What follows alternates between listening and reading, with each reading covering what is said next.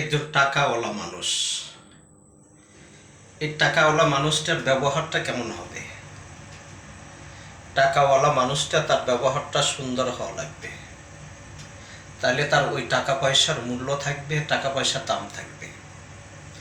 আর টাকা পয়সাওয়ালা মানুষটা যদি সে কাউকে যদি সম্মান না করে, ইজ্জত না করে, তাকেও কিন্তু আল্লাহ পাক ইজ্জত সম্মান দিবেন না। তো আমরা মানুষ সেগুলো বোঝার চেষ্টা করি না। টাকা হয়ে গেলে টাকার অহংকারিত, টাকার গরম আমরা দেখাইতে থাকি।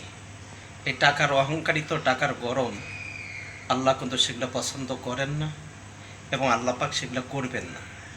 এই জন্য আমি টাকাওয়ালা ভাইদেরকে বলি যে আপনাদের টাকা আল্লাহ পাক দিয়েছেন, কিন্তু টাকার অহংকারিত হইয়েন না, টাকার অহংকারিত দেখাইয়েন না। তাহলে কিন্তু একদিন আপনি ধ্বংস হয়ে যাবেন, একদিন আপনি শেষ হয়ে যাবেন।